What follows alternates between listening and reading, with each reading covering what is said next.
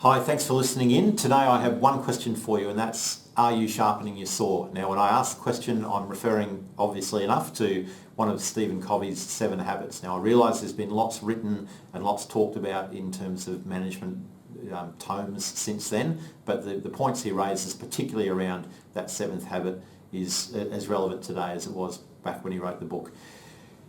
The reason I mention that habit now is that we're literally 3 months out from the end of the financial year. So as much as I and you are going to be focused very much on achieving the results we need to achieve to finish the year off strongly, it's equally important that we don't get to the end of the financial year, limp over the line, wake up on July the 1st and think, right, I'm back on the hamster wheel again, and that can be quite challenging and maybe a bit depressing if you haven't already given it some thought and put some plans in place. Those plans should include professional development, and given that budgets will be in the process of being prepared for the next financial year currently, it's a good time to be talking to your manager and to other people that you might trust about what professional development opportunities might be available, what learning might be available, and if you talk to some of the people that you trust in terms of their opinion about your abilities, you might get some insights there by raising those conversations that perhaps you hadn't considered, so it can be valuable from that front. But it is a good time to be doing that planning around professional development.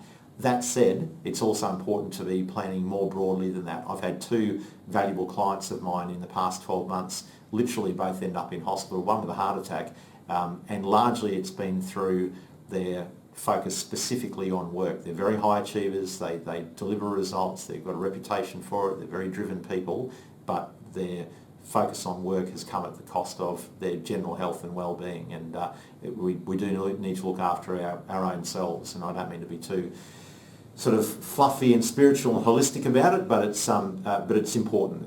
You're never going to be your most effective and at your best if you're not looking after all of yourself. So when you're planning for the next financial year, you also need to set some time aside for recharging, for connecting with your family, for looking after yourself more broadly. It might be a matter of dusting off the bike or joining that gym or getting that personal trainer or whatever it might be, but you need to look at all of yourself. That's pretty much what I wanted to say for now. Please do take the time over the next few months to consider these things. If you want to join the Queensland Sales Professionals group on LinkedIn, which I keep trying to direct you towards, please do. There's content there most days which you might find of value. And as always, if there's anything I can help with career-wise, feel free to get in touch. Thanks very much.